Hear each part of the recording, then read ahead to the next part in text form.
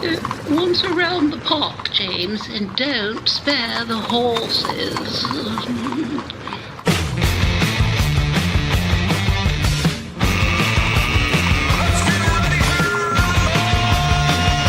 It's showtime. Indeed it is. It's showtime. Welcome in. It is February the 12th as we record this. It's a Wednesday, about 11 o'clock in the morning. For those of you who've been hunting around and trying to find the last couple of episodes of The Daily, there ain't ones. I had something that resembled the cousin of COVID, I think, over the last couple of days. And so you didn't want to hear from me. So we put them on ice and just was all the better for, waiting, getting ready, doing the show. So for those of you who reached out and said, where the hell are you? Thank you. You were more worried about the podcast than my health, but I get it. So healthcare, clearly my number one issue right now in the Ontario campaign. It is On the Ledge, your Ontario Politics podcast. It's the daily edition. And let's welcome in our cast, our comms and strategy team, starting with Brad Ross is here. Anne-Marie Aikins also at the table. Lindsay Broadhead and Bob Reid.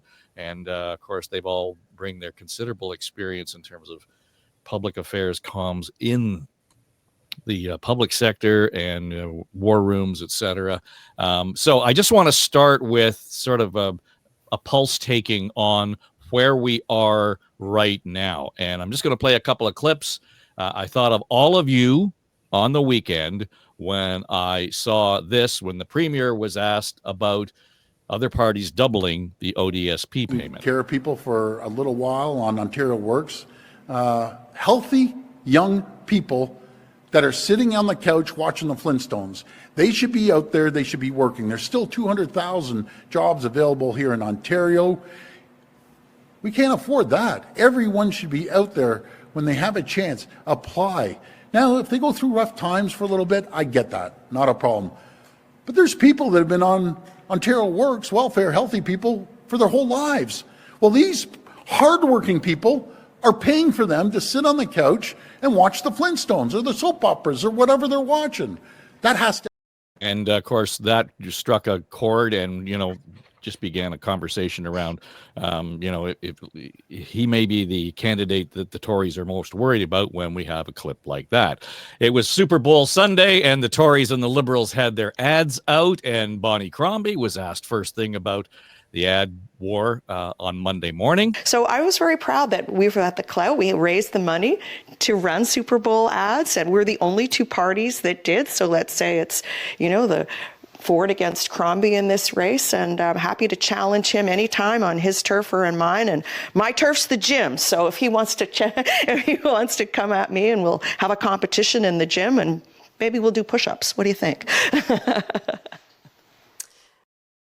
Yeah, all the problems are solved because we can do a push-up challenge. And then there were the various and sundry other items that popped up on Twitter. And of course, Ed the Saw coming out, making a difference, and he is endorsing Bonnie Crombie. And the questions around beluga whales was put to the Premier, and he says they're better off where they are rather than putting them in the ocean. So again, all of this around the backdrop of tariffs, the backdrop of getting down to talk about serious issues. Lindsay Broadhead, what do you make of it all? I mean, start with the Flintstones or go where you want.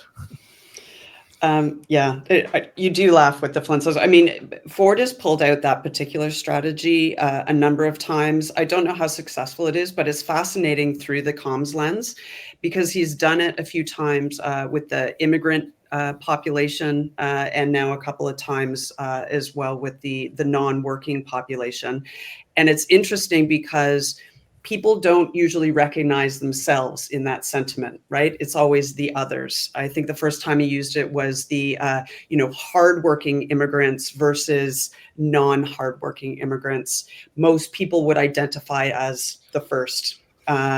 So he delivers these quite, apparently divisive statements, but they don't end up being divisive. They end up being quite successful because no one recognizes themselves as the other. They simply all agree that the other needs to change. More importantly, though, to the broader stage, I think the Liberals are fighting to get out of the to find their party, to get out of that car that they've been driving and being accused of driving with only a few seats for so long. They need to become a party, a validated party again. And that's not going to happen with Bonnie Crombie's current communication strategy. And it's no disrespect to her. It's just there isn't the space for her voice within the current market. And we can talk about why, I'm sure, in a little bit. But they need to use more creative use of social media and getting others to tell her story. She's not going to be able to do it alone. So we need to brainstorm ideas there. Yeah, I want to get to that, Bob, but I want your take on, you're the comms guy who stood behind the premier. If you were doing that with Doug Ford, are you going, oh my God, shut up? Or are you thinking, go for it? Probably a bit of both, because Lindsay's entirely right. People don't recognize themselves when he points to the lazy asses on the sofa watching the Flintstones. Nice, the only thing he didn't bring up was Rocket Ship 7, by the way. Mr. Beeper. Like, how dated do you want to get in your pop culture references? But the point is well taken, and it does resonate strongly with his base.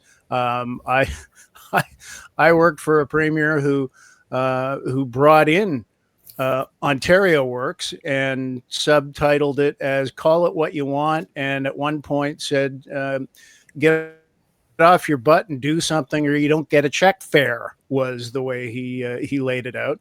And there was very strong resonance with that, because nobody likes the idea of anybody free riding on a system. So there's one piece of it, but here's the other. The question was about the other parties pledging to significantly increase, to double the amount of the ODSP payments. So it's the Ontario Disability Support Benefit. And here you're talking about people who do live most, if not all, of their lives on that benefit because they have a disability that prevents them from working for a living. And that's a subtle but important distinction, and one that for anybody who is reliant on that benefit, to be accused of being lazy is very cutting, and a degree of tone deafness there. So I can get why on the one side, that's in the wheelhouse in the populist terms for Doug Ford, but I think he's got to be sensitive on the other side, because there are legitimate concerns and complaints have been raised for some time about the survivability of the disability benefit. So that needs to be factored into account. Well, to be fair, and just to go back to the last election campaign, all four major parties, Brad, decided that they were going to put ODSP on their agenda. They all committed to increasing it. Needless to say, the Tories weren't increasing it by as much as the Greens, the NDP, or the Liberals. But the Ford government did make the commitment to do that, and they added, but it's still less than $1,400 a month for ODSP.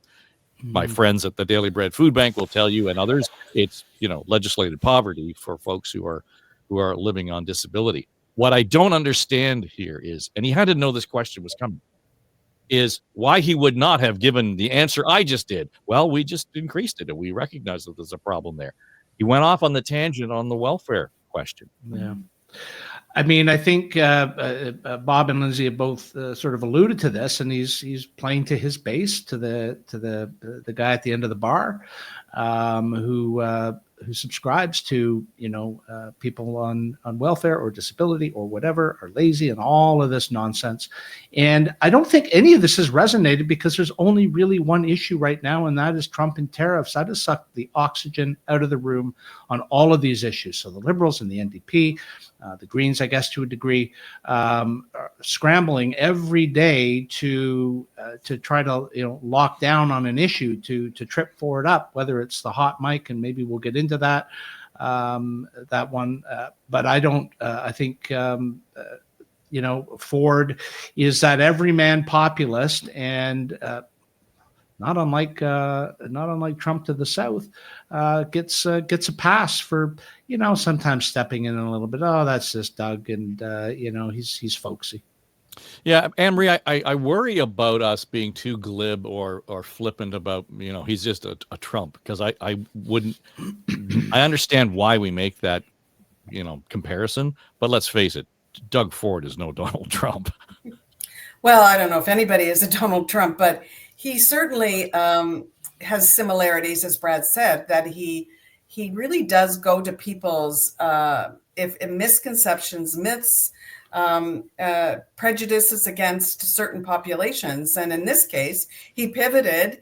Most people don't know what ODSP, those initials, the acronyms, go to. So he used that opportunity just to flip the script and talk about the lazy freeloaders, the bums that are sitting on the couch. And he used his really folksy way of trying to do that, and even using the people behind him, these hardworking people. And so it's just an easy, hateful kind of thing to pivot to all the time, and then change the subject. So, and I think Brad is also right that it's just not resonating right now because people are so focused on tariffs. If you can imagine running an election during COVID, like in the height of COVID, like if it was 2020, 2021, trying to pivot any discussion away from how the COVID response in the middle of, if you were running an election, it would be impossible to do because that's all people are afraid about and thinking about.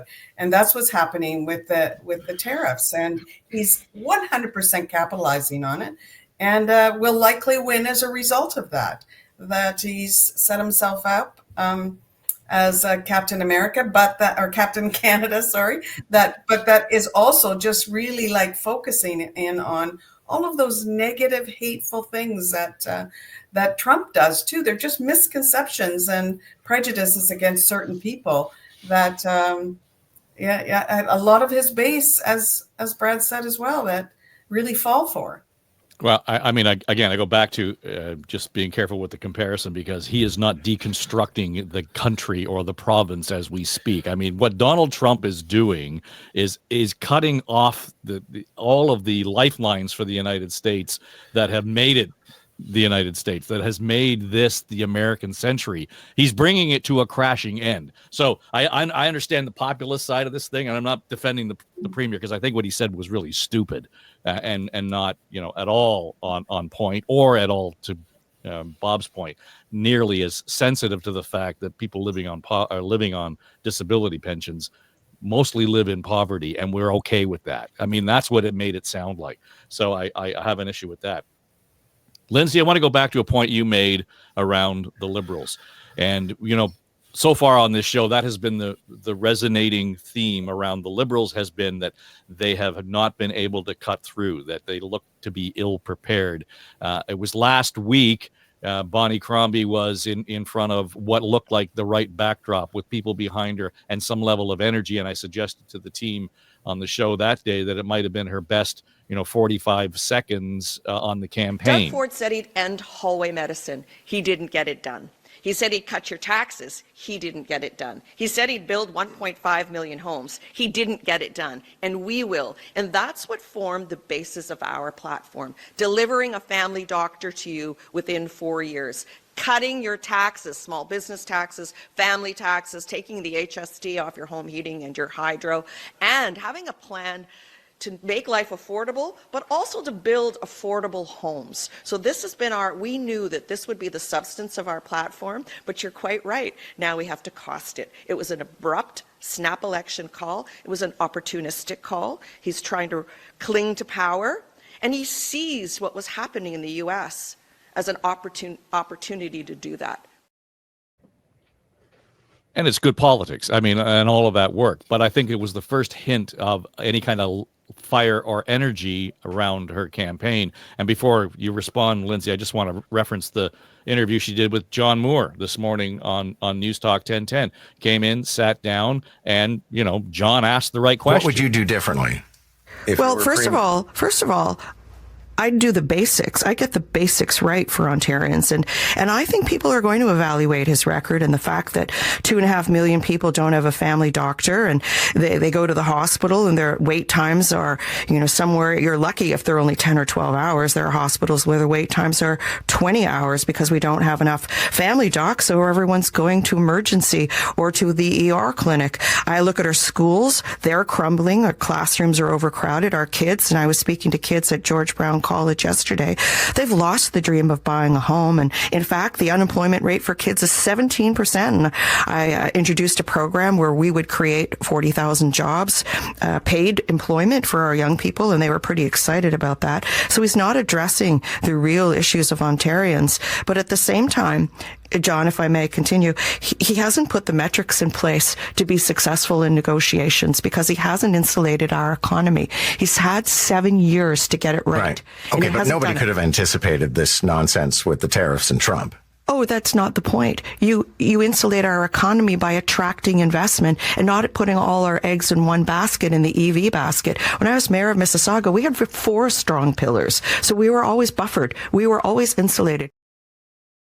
So, and to that end, I think, Lindsay, when we begin to look at, how this is playing out, if only that had been her voice 3 weeks ago. I don't understand why that couldn't have been the case, but I'll give her credit.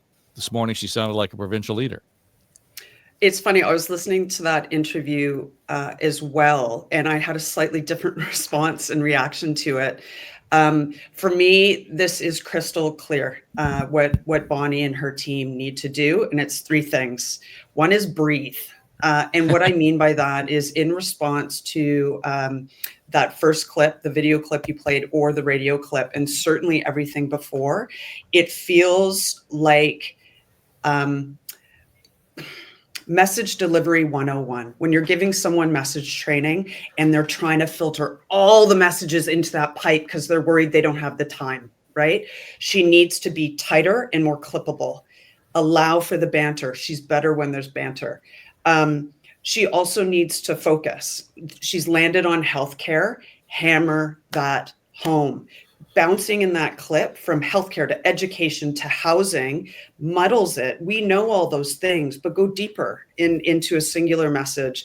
And the third thing I think is actually the most important. I think her best media moment had nothing to do with her. It had to do when those people were lining up for a doctor in Walkerton.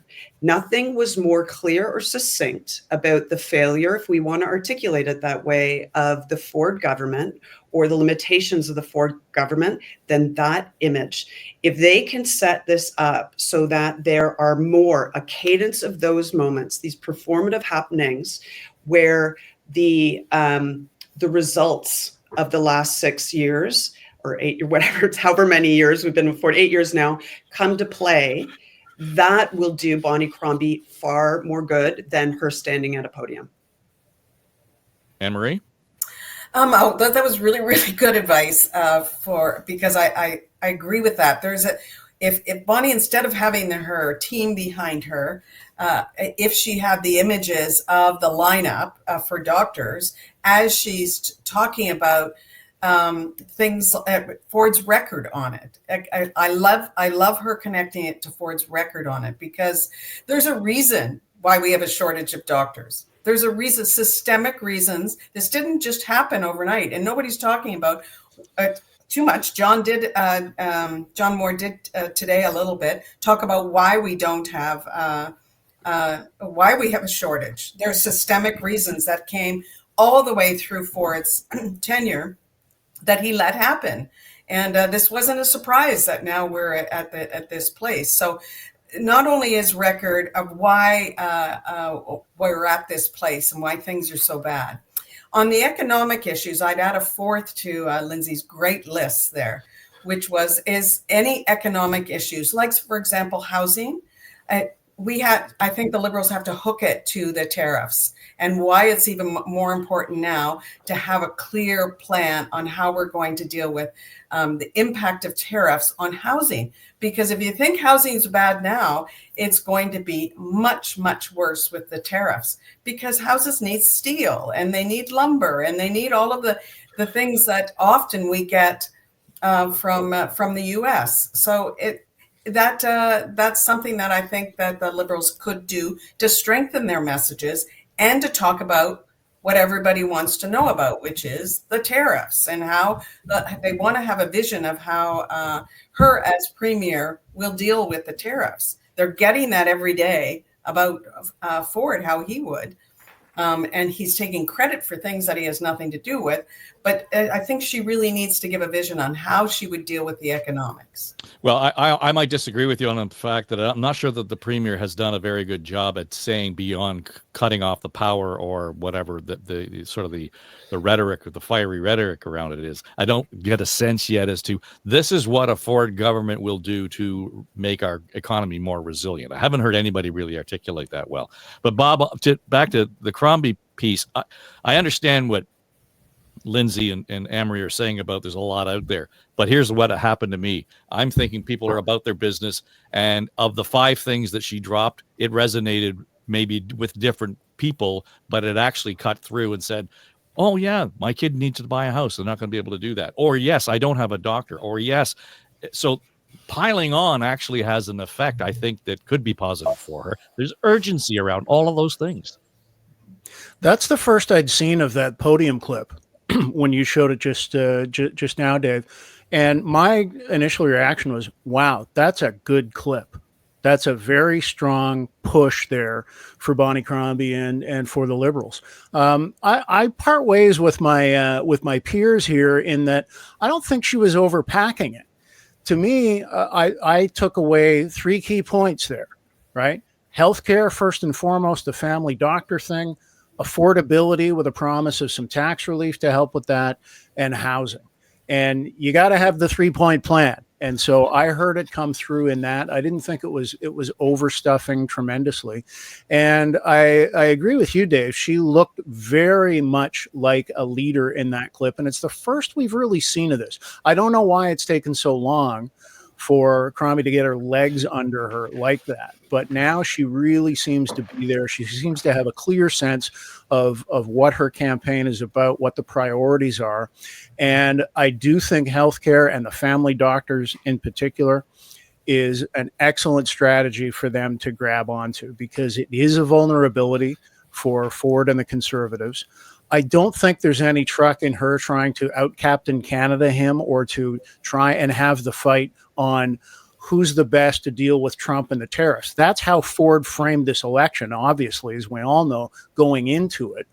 I don't think that's a strong arena for either of the opposition parties to try and have that fight on. They need to have it somewhere where they've got potentially greater traction and stronger vulnerability on the part of the incumbent government, and that is on the healthcare file. Well, Brad, the whole idea, though, of the earlier clip, what I thought was really impressive about it was that she took the "Get It Done" slogan from the last campaign, and she just kept saying, "He didn't get it done. He didn't get it done. He didn't get it done." So to me, again, a lot in that clip, but it was the litany of failure that she so desperately wants to go after. Well, yes, and there's a lot going on in this election that the Liberals are still, I think, in a bit of a search and rescue mode right now, and in terms of searching for an issue to rescue themselves with. And I think healthcare, as we've all said, is the one, and I think it's the one that they've agreed to. But the party slogan, "More for You," is very transactional, and you don't get a good sense of, at least I don't, not yet anyway, of real leadership there. I think the clip is a good one. I agree with my colleagues on this. But then if it's anything like metrics and insulating the economy, all valid, but that is not going to resonate with people. Doug Ford did not, excuse me, call this election because he thought he might lose. He didn't have to call one when he had 18 months still. She keeps calling it, Bonnie Crombie referred to it as a snap election. If the Liberals were surprised, and I think we talked about this last time, if they were surprised by this election call, then that's that's malpractice, frankly, political malpractice on the part of the Liberal Party. They put together this attack ad on the hot mic that Ford got caught on, talking about Trump, and that's just not resonating. I think I saw or heard a poll where 61% of men support Doug Ford. That's a huge obstacle or hurdle to overcome. So they really do need to. Bonnie Crombie and her team really do need to focus on and find, and maybe something will happen in the debates this Monday, or the debate this Monday. But boy, they're really sort of flailing, looking for something to grab onto that's going to dislodge Ford. And clearly, he says these silly things that just they're not making a difference. Well, when we look at the conversation that around the push-up challenge, I mean, even in there, I think the idea was that this is not about the other opposition parties; it's me against Ford. So interesting. Maybe some body shaming there too, Dave. If maybe, which he did to his own brother, by the way, with his weigh-in challenge. Remember that? Oh my! Oh, yes. Who wasn't triggered by that memory? No. But here's the thing. When we look at this, Bob, the folks at 338 Canada, they're, looking at all the polls and everything else.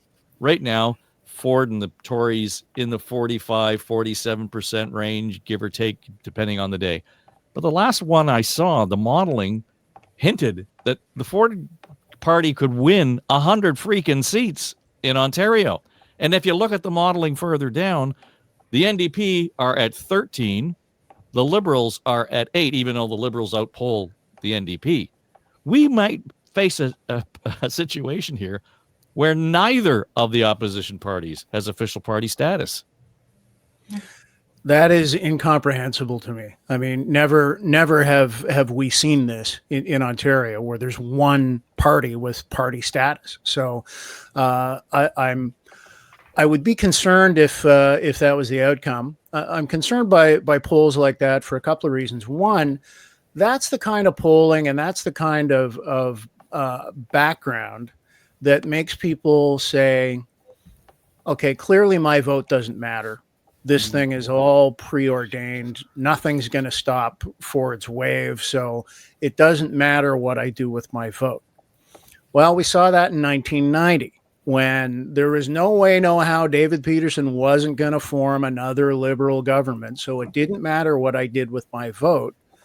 And enough people voted NDP and voted in an NDP majority. Now, I don't see any signs of that happening this time. But when people think their vote is worthless, then they're willing to give it to just about anybody. So it'll be very interesting to see how much of that tracks when we actually get to counting ballots. The other side of it is, I think more than anything, they would never admit to this, but Bonnie Crombie really does need to campaign to be opposition leader. A win for her is to get her party back to party status, for starters, and secondly, back to official opposition. And I think that's the most realistic win for the Liberals in this. And I think that's why they are putting all of their eggs into the healthcare basket and hoping that will track.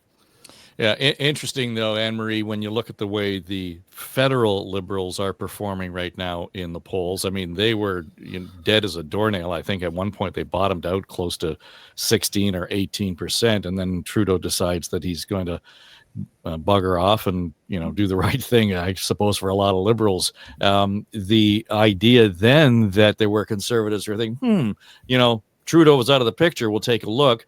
The Carney numbers seem to say, well, if he were in the chair, the Liberals and the Conservatives would be in a neck and neck tie. Our friend John Wright has been keeping an eye on this, and he was texting me this morning suggesting that bump for the federal Liberals actually puts some, wind under the wings of the provincial Liberals in this case. And he expects to see probably in Toronto or urban centers, the Liberals will take advantage of that, what's going on in Ottawa. Yeah, I think so too. I hope so too, because a strong opposition is that's what democracy depends on. Is you really need a strong opposition, and I do hope that happens. And I think the Liberals, I think over the next month, are going to even increase even more federal Liberals, because I think the whole Polyev wave that we were on in this country was based on very simple things. He was a one-trick pony, which was Canada is broken, F Trudeau, the Canadian flag had gotten perverted to mean something else. So I used to be, for a while there, I was, if there was somebody had a Canadian flag out front of their house, I wondered, are they anti-vaxxers or what's going on there? It meant something else. That's our Canadian flag, our identity.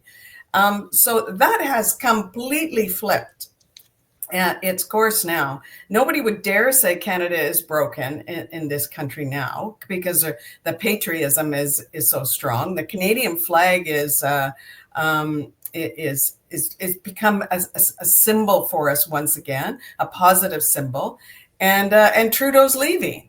So and on the way out the door, he did what we talked about. He's doing what we talked about, which at least hoped he would do, which is he's leaving a legacy for himself and championing against Trump in a very measured, very prime ministerial way, and giving us a strong sense of leadership. So that can't help. It must be lifting the Liberals in Ontario, which is a strong base. And I really hope it does. I don't really have a hope that at this point that they're going to win. But when you say that, Dave, that we might not have an opposition at all, that really, it hurts my heart, because I believe in our democracy so much.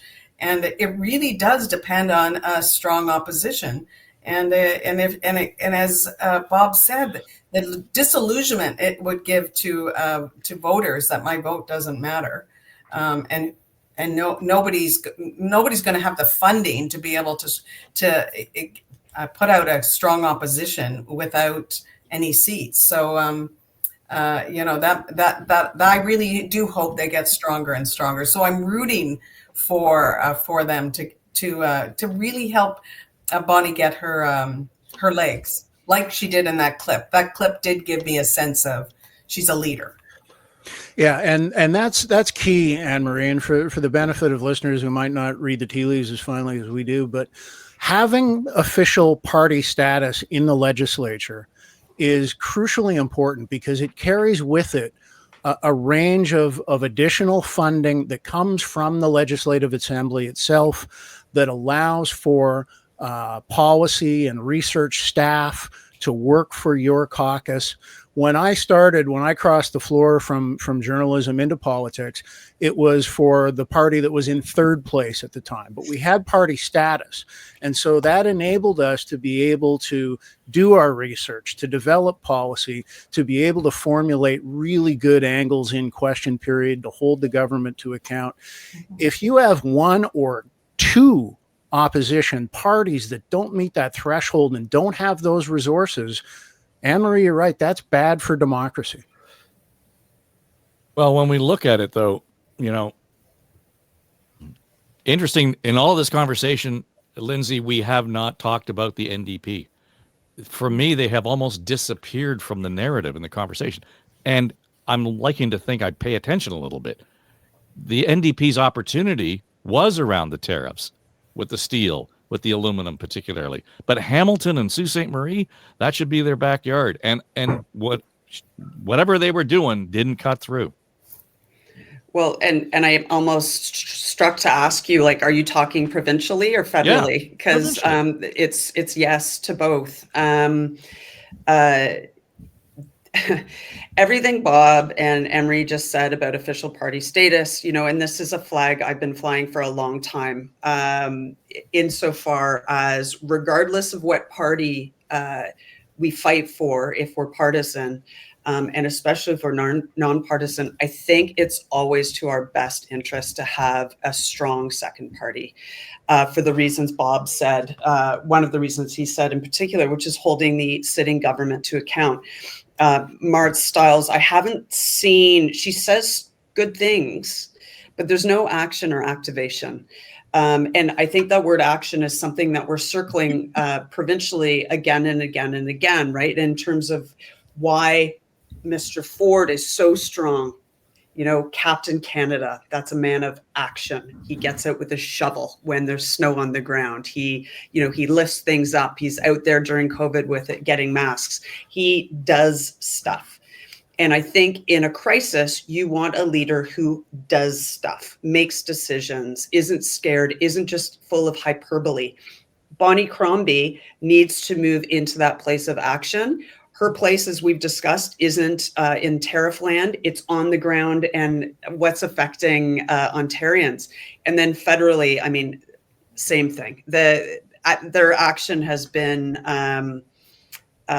troubled for a long time and hasn't been productive as I think it once was. It's very distracting. Well, Brad, I think once the election's over and we watch and see how all this plays out, and here's, I mean, it worries me to no end that we would have a government without an official opposition anywhere in this country, never mind here in Ontario. But this is an extinction event for the Liberals if they do not achieve official party status. I mean, I don't know how they roll it out again. I think they said that about the Tories federally when Kim Campbell was reduced to 2 seats. Okay, but that only happened once. Yeah. So right? I don't. This would be the third election where they were sitting around 8 seats. I mean, well, let's hope our friends in the Fourth Estate get a little more some resources then behind them to hold the government to account a bit more. But so if the Liberals want to not just maintain party status, but to Bob's point, become official opposition. They do need to find an issue, and it isn't things like, and I know they're trying to, healthcare, but they're all over the place. So what was it, transportation last week or the week before? Bonnie Crombie was out near Kennedy Station, subway station, talking about she's going to fund platform edge doors on the TTC. I mean, that is just such an incredible thing to say.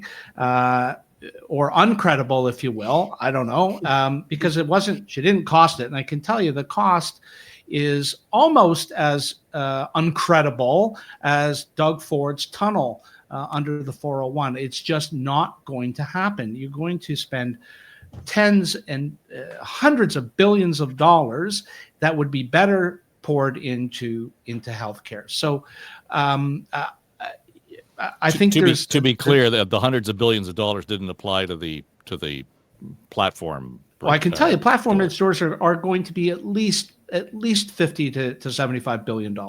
This is not a cheap. You can't just don't put up a fence at the edge of the platform. This is an incredibly complicated technology, retrofitting an infrastructure that's going to have to close stations for weeks on end. I mean, listen, nothing against my former colleagues and friends at the TTC, but they struggle right now with slow orders on the system and track issues. Putting up platform edge doors across the network is just not going to happen in our lifetime, I'm afraid to say. So I want to go back to the NDP though, and Mart Stiles, and she met with United Steelworkers. I think it was yesterday or the day before. That's a constituent. Union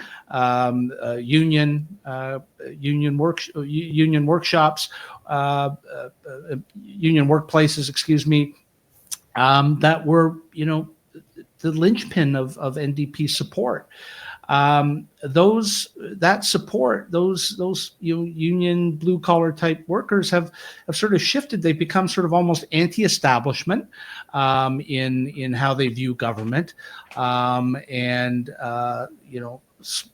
prefer small government, and so they've shifted to a more conservative point of view, at least politically. So I'm not sure where the NDP lands in all of this. is it education? Is it housing?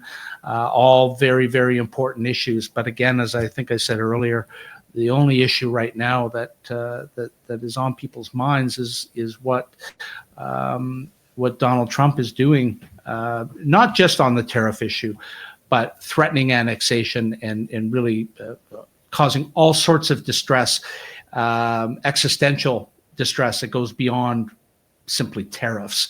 And I think Doug Ford is seen as this Captain Canada who has really globbed onto this issue and ain't going to give it up in the next 2 weeks, I don't think.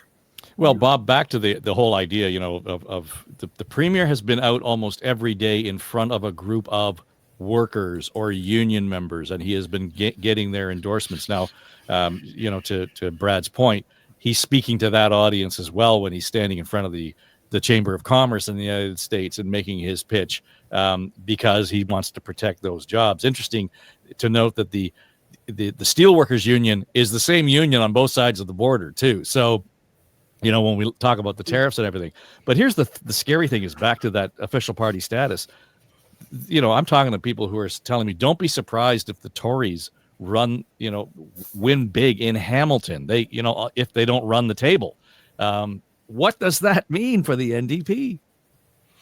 Well, we've seen it before. We saw it with the Mike Harris wave in 1995 when we won seats in Hamilton and in Oshawa that astonished a lot of people. And I remember Mike Harris remarking one day during that campaign, he said, yeah, the auto workers like their tax cuts too. So to be able to bridge that perceived divide, it was always just a given that, well, the NDP owns the unions, the union vote, and 'twas ever thus, and that's just the way it is. No, that's not the case anymore. The major unions, the major industrial unions, are made up of people who make very good wages in those car plants, in those steel mills, in the skilled roles that they bring to bear. So they're going to look to whoever they have the greatest confidence in to promote their sector, to preserve their job first and foremost before anything. And as I said, we have seen this before, but we saw it again in the previous elections that Ford has won, and that still remains strong. So the NDP can't count on those votes. Yeah, and I think that's a fair comment. It just feels like they have been caught flat-footed, and this isn't something that just happened overnight. To your point, it's one of those things where they have not been as prepared, even to the point. Anne-Marie, I heard somebody last week, it might have been Tim Hudak, was saying, the whole idea of taking the tolls off of the 407 on the east end of the 407, because that's the one that's controlled by the government, et cetera. He's doing something he doesn't have to do. He's taking money out of the treasury, but given his competitive nature, it's because he's only missing one seat in Durham, and he figures that if he can take the tariffs off that, the people in Durham are going to use that highway, and that's going to be a benefit to him. He's going to run the table again out around Oshawa and Durham. Yeah, and I think he's using that. Doug Ford used to. Do you remember in the days when he used to say, "I'm not a politician. I'm not a career." He just tried to pretend he was not a career politician. He used that line in Washington yesterday from the podium. Exactly. That's why I was going to bring it up. Yesterday, I listened to his speech, and I'm like, he just flatly states, "I'm not a politician."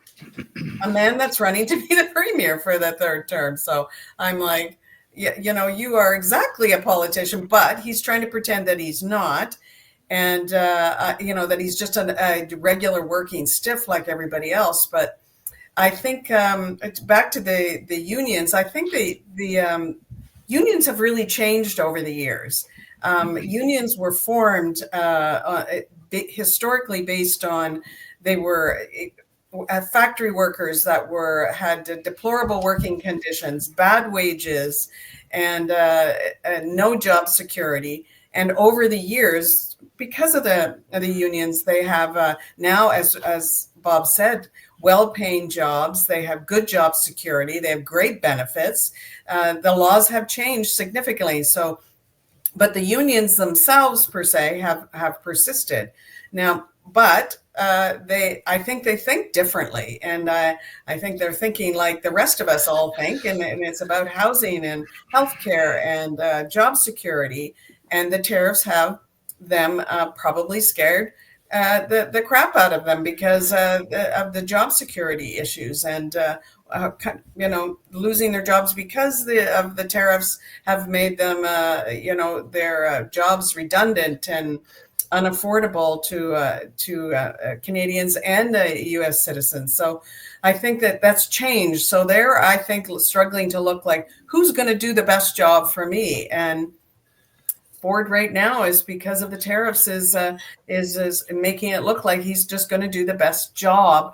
And that is a very broad definition of the job for us. And so I think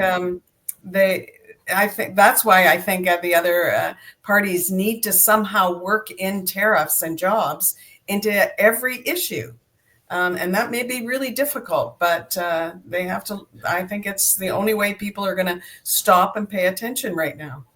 So let me take that and suggest that we want to flip the lens on it a bit as we head into preparations for the debate Monday night, Lindsay, because there will be a question from the panel about tariffs. There's no question about that.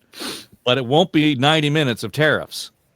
There will be questions about healthcare. There will be questions about housing. There will be questions about autism, all of the things that, all the issues that we want to talk about, whether it's ODSP or whatever. So what's your advice to the Premier on that? Because he's going to be asked to account for some of these other issues that he has been quite happy to stay away from and just talk about tariffs. Well, a couple of things, and this gets brought up every time debates are on the horizon, whether it's in the States or in Canada, and that is, questioning what the contemporary value and impact of debates are in the first place, right? And I think there's a very learned school of thought that suggests there isn't a huge viewing audience to the debate in its full, but what you want are really solid clips that you can then push through your own channels. And Ford, probably compared to very few, do this very well. His team, back to his brother's days, is based on social media and creating their own channels. They're the experts of this.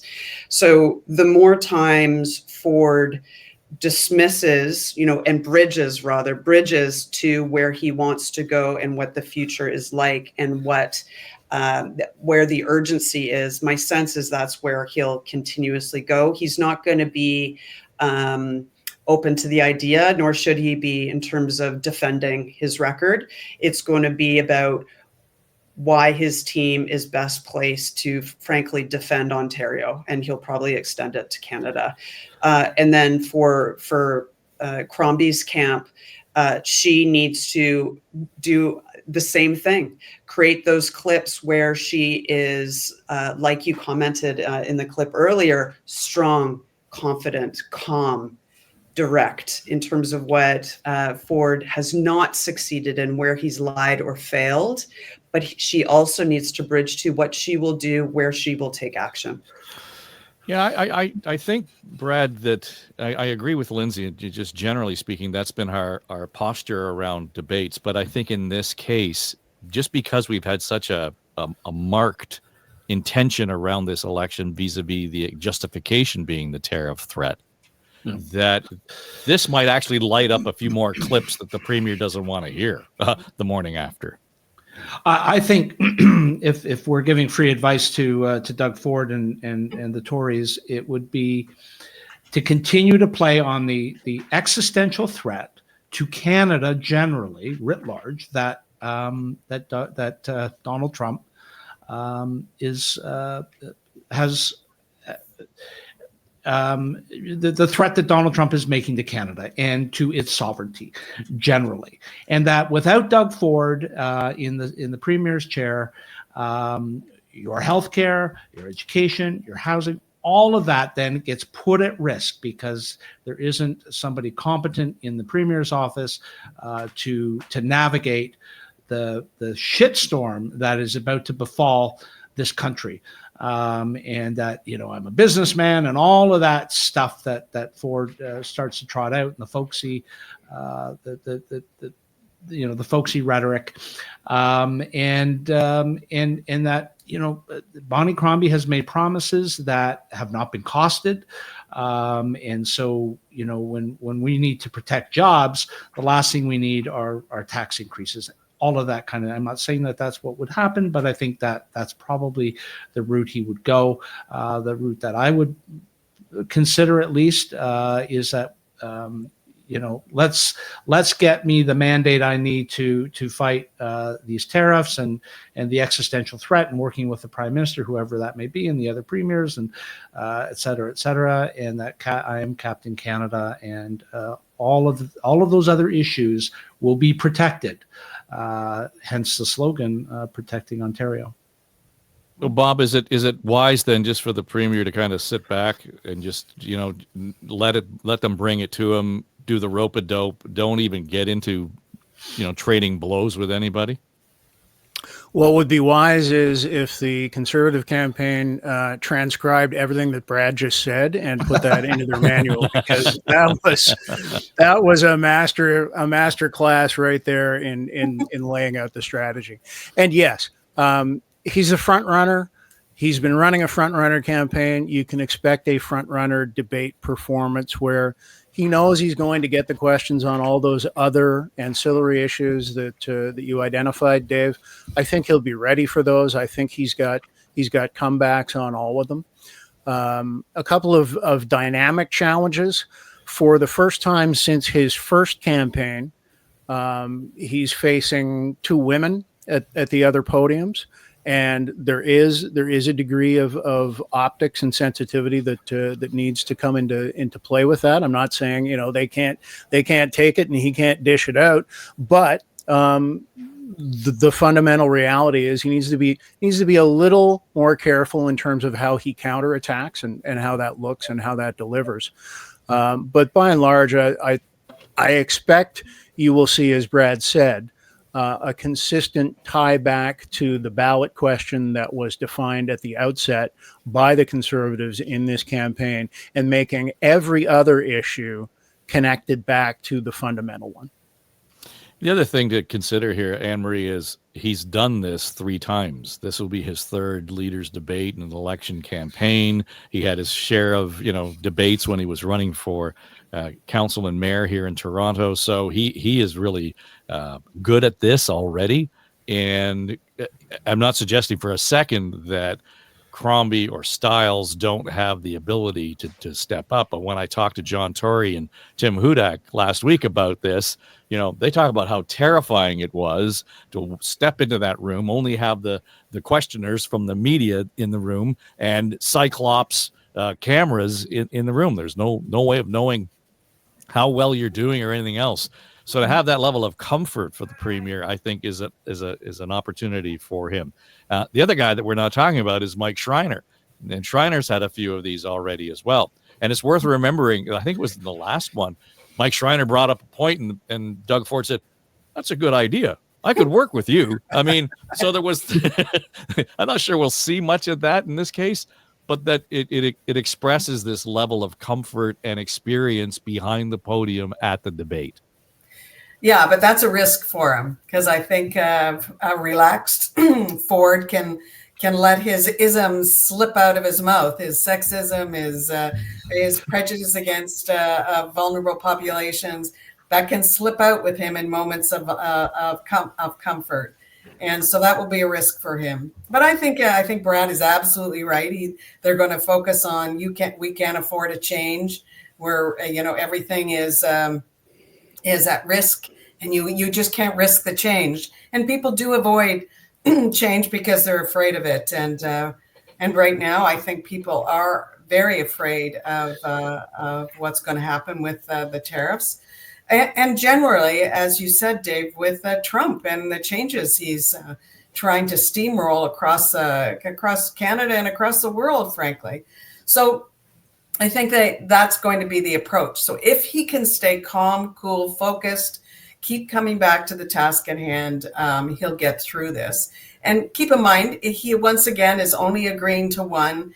He's not allowing his candidates across the province to participate in any debates. So he's minimizing risks. And that's what they did last time to get elected. They minimize the one-on-one conversations they have with reporters because they can't afford to be in a relaxed environment with reporters or with the cameras rolling. We can see what happens when he's relaxed. So I think the others have to, as we've said throughout our whole hour, is to hammer home his record and what's been happening under his watch for the last however many years now to our healthcare system and to the promises he made and the things that he's focused on.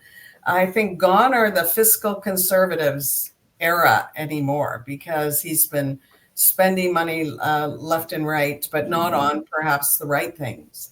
And I think that's what they need to hammer home, what he's actually spent our money on. Well, it comes down to priorities, clearly, whether it's money spent or where they are putting their attention in terms of showing their face for that. And having said all of that, the actual strategy works. And Neil Hetherington was on the show last week, the head of the Daily Bread Food Bank, lamenting the fact that not showing up is a strategy for these debates. And, they are holding, as we speak, that's noon hour on the 12th tonight, the Daily Bread Food Bank is having its own local debate and it's hosting the candidates. Well, guess who's not showing up? Christine Hogarth is the MPP. She's running for re-election. On her own page, there's a quote from Doug Ford. Christine Hogarth is dedicated to delivering real results for her community. Christine's leadership is making life better for families in Etobicoke Lakeshore. Well, if that were true, she would be showing up to talk about what is a number one issue, costs us, $30 billion a year, poverty at the food bank. So it drives me crazy that we let them off the hook. You're not suggesting, Dave, that elections are a time to talk about policy. Well, as trite as that sounds, I get it. But at some level, I don't know how we otherwise. You talked about the fourth estate. I don't know how we hold them accountable if they just don't want to play the game. The problem, on the healthcare issue, you don't really think about it until you need it, and not enough people. Well, I shouldn't say not enough. Thankfully, there aren't enough people who engage with the healthcare system every day until you need it, right? And so those who need it and when they need it, they know that it is suffering. But for the majority, that is not the case. And I still think that it is this threat to the south of us that is on everybody's minds, at least at this point in time. Well, there are 1 million meals that get shipped out of the Daily Bread Food Bank on a weekly basis. So there are lots of people right now who are thinking, that's a problem long term. But right now, I don't have food on the table. Hope they vote then. Let's hope. Well, right. But again, it's so disrespectful. I don't want to get off on a huge tangent here for them to ignore that specifically 100%. In their own riding. That's where the Daily Bread Food Bank is, in that riding, and she ignores it. That's willful ignorance. I think it is willful ignorance, and I'm so happy you're bringing this up. But I do think the family doctor element is changing the landscape a little bit. This is an issue that, my colleagues who have great salaries, who have kids who need a family doc, cannot get one. This isn't a problem, a suburban or rural problem. This is as much an urban problem.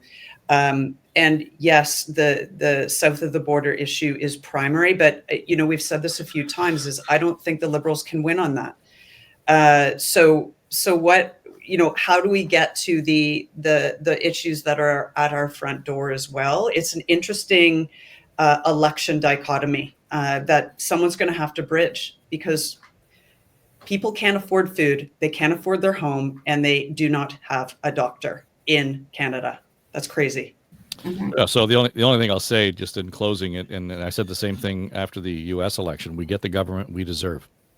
Period. Amen. We elect the government that reflects our priorities or willful ignorance, depending on how you want to look at it. All right, let's leave it there, and we'll be back at it again. Just some personal news. Can we share your personal news, Brad? Yes, of course, Dave. Yes, thank you. Carry on. Let us. Big announcement.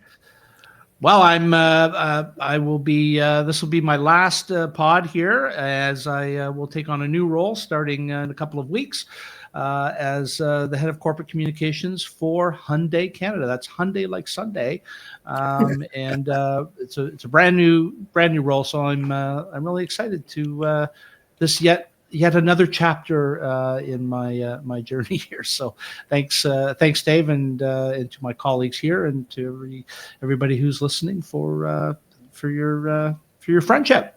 Well, we may have to have you on to talk about the EV situation in months to come. So that will be in your wheelhouse, and we'll I will get some messaging together and come back and talk to you. No doubt about it. All right, that'll do it. Lindsay Broadhead is here, Anne-Marie Aikins, Bob Reid, Brad Ross. They are the cast, our comms and strategy team. And it's just been fun to kind of kick this stuff around with people who have such experience and broad experience with the communications strategies. So as mentioned, you can watch us on YouTube. You can listen on Apple, iHeart, Spotify, etc. And we've also got a talkback message. And if you want to leave us a message about the show, go to my website, davetrafford.com, hit the talkback message, and we'll include it in the show. I just checked it before. There are some messages in there. I haven't vetted them yet, but if you've got something to say about this show or any of the other episodes of the daily version of On the Ledge, feel free, and we will include them, generally speaking, depending on who you agree or disagree with, that's the case may be, but happy to include you in the show. All right. Glad to be back in the saddle, and the COVID cousin in the rearview mirror. I'm sorry for I'm glad I got a cough button. I just say that. And that'll do it. This is the On the Ledge, the daily edition for Story Studio Network. I'm Dave Trafford.